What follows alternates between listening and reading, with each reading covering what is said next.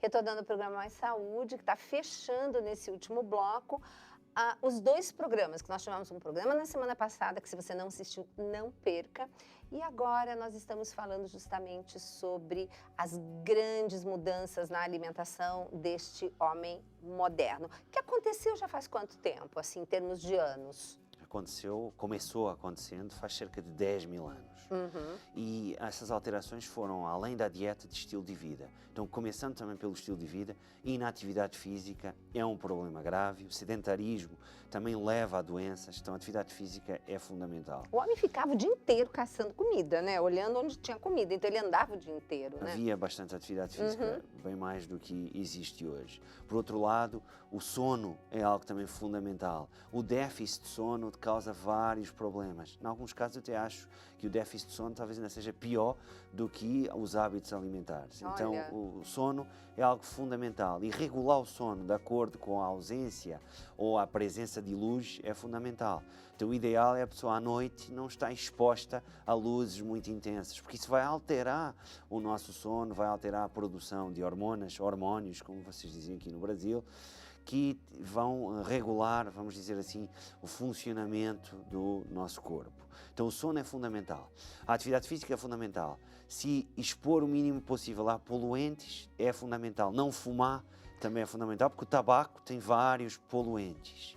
Além de tudo isso, controlar também os níveis de stress, porque o stress crónico também leva a vários problemas, e depois entramos ainda num outro campo que está relacionado com a saúde, mas se relaciona com a nutrição e também com o estilo de vida, que é a exposição solar.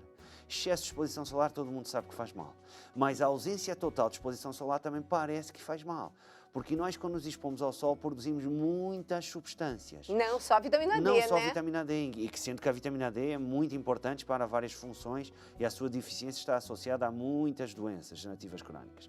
Mas não é só a vitamina D, produzimos muitas substâncias.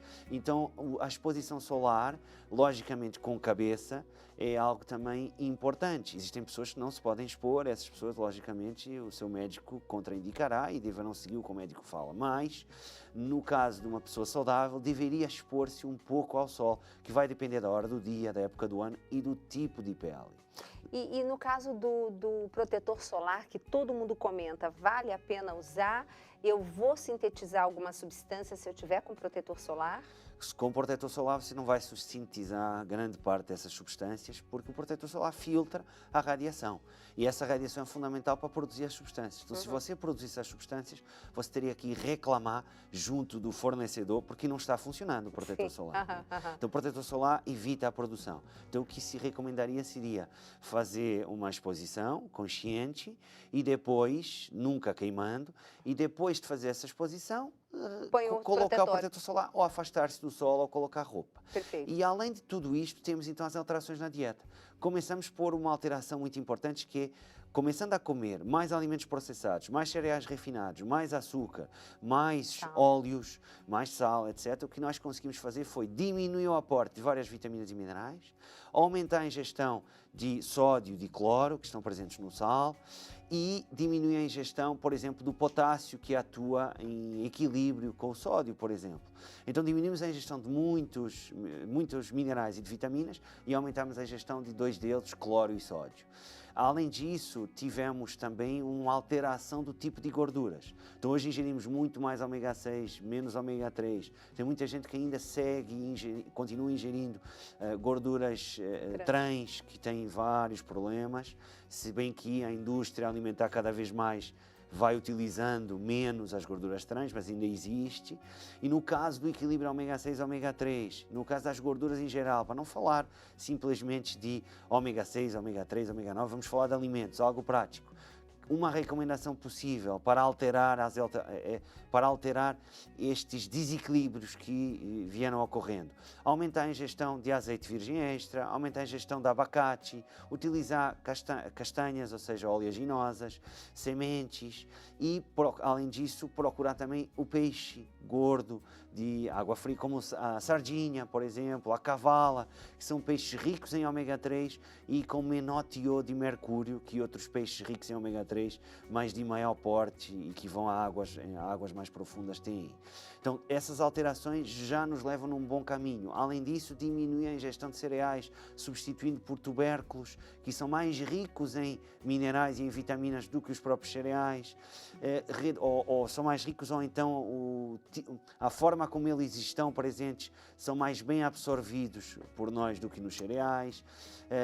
Além disso, aumenta a ingestão também de frutas, porque as frutas são ricas em vários nutrientes, e em especial fibra, e as hortaliças são ricas em muitos nutrientes, então aumentar a ingestão desses alimentos, reduzir a ingestão de sal. Com estas estratégias simples, já se caminha no sentido de uma vida com muito mais saúde e no caminho da prevenção de várias doenças degenerativas crónicas. Então, as pessoas todas têm uma opção, têm sempre um caminho, não é? Não sabemos exatamente onde é que nos vai levar essa opção, mas sabemos que se a opção for continuar comendo alimentos processados, fumando, fazendo inatividade física, dormindo pouco, ter elevados níveis de stress, isso vai levar à doença, vai levar a um envelhecimento precoce, vai levar a uma morte precoce. Se a pessoa seguir um caminho oposto, não sabemos exatamente se não vai ter uma doença ou se não vai morrer mais cedo, porque isso não podemos garantir, como é óbvio, mas podemos garantir que estamos pelo menos eliminando fatores de risco muito relevantes. Pois é, e aí você me faz, enquanto você está falando, a minha cabeça está assim, pensando tanta coisa, porque é incrível quando as pessoas veem que você modificou sua alimentação e você realmente tem um estilo de vida saudável, mas de repente você desenvolve algum problema, como eu que tive um câncer em 2013, várias pessoas falam assim, mas você, Gisela, logo você que come tão bem, que faz isso, que faz aquilo. Eu falei, gente, já pensou se eu não tivesse esse estilo de vida saudável, o que teria acontecido?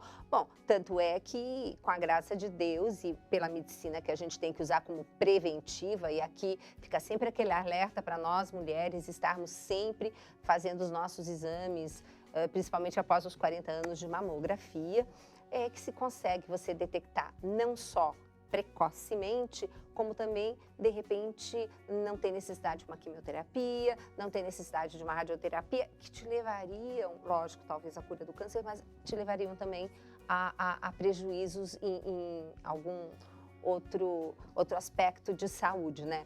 Que, graças a Deus, a medicina está ótima, mas ela corta de um lado e acaba cortando do outro também. Pedro, nós ainda temos 5 minutinhos. O que nós poderíamos estar falando um pouquinho, só para introduzir um programa a mais que nós vamos fazer sobre leite, derivados e glúten, que isso é uma polêmica. E aqui, justamente, quando a gente comenta isso, e você deu um exemplo de cardápio, né?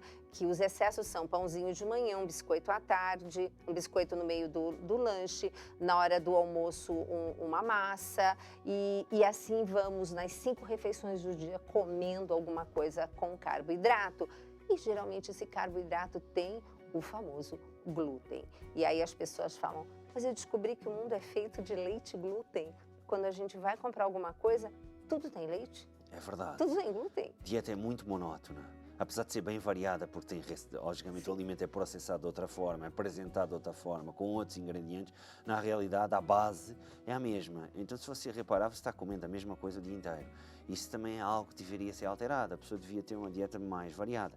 Nem toda a gente vai ter problemas com o glúten, mas tem várias pessoas que têm e que não sabem que têm. Mas mais até do que o glúten, e aí não estamos colocando as pessoas que têm mesmo problemas graves com o glúten, que não podem comer nada, como o doente celíaco, por exemplo. Mas além disso, não podemos esquecer que a principal fonte de glúten é o trigo, não é? E o trigo tem várias outras substâncias, outras proteínas que podem ter problemas. E além disso, o trigo é muito pobre do ponto de vista nutricional. Então você está ingerindo um alimento em grandes quantidades ao longo do dia que tem algumas proteínas potencialmente problemáticas e que não te aportam os nutrientes que você precisa. e esses nutrientes deveriam estar sendo aportados por outros alimentos. Mas se você está ingerindo esses, não vai comer os outros alimentos, porque é sempre uma questão de custo de oportunidade na nossa vida, em tudo, não é? Exato. Tudo o que você faz, qualquer opção que você faz, essa opção deixa que, não permite que você faça uma outra opção, não é? Por isso é que se chama opção.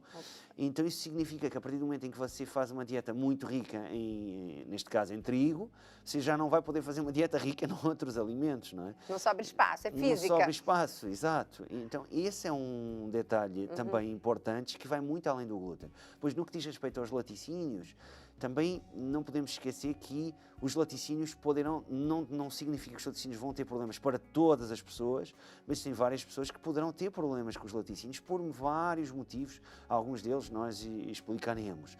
Agora, a questão que as pessoas normalmente pensam é, ok, mas se eu não ingerir laticínios, eu não vou conseguir ingerir cálcio, por exemplo. Mas o cálcio está presente em vários outros alimentos. Os nossos antepassados durante o Paleolítico não ingeriam laticínios, a não ser o leite materno. E quando você olha para os registros fósseis e faz a avaliação em termos do que seria a saúde óssea comparado com a saúde das populações hoje em dia, e você olha para a saúde óssea de populações que ainda seguem um estilo de vida mais próximo a esse que seguimos no Paleolítico, você vê que hoje temos pior saúde óssea, apesar de termos uma maior ingestão de laticínios. Então, a questão do cálcio e da osteoporose é uma questão que está a começar a não ser mais uma polémica. É lógico que nós temos que ingerir a quantidade de cálcio que necessitamos. Não estou dizendo que não precisamos ingerir cálcio, que isso seria um erro. A questão é que doses muito altas de cálcio trazem problemas e não previnem fraturas, primeiro ponto. Segundo, que existem muitas outras fontes de cálcio, além dos laticínios, e que não devemos ignorar, e falaremos um pouco disso no programa seguinte. Com certeza. Pedro, se alguém quiser conhecer um pouco mais do seu trabalho, podemos colocar aqui, vocês vão entrar aí na telinha, vocês estão encontrando. Qual é o site? www.nutriscience.pt.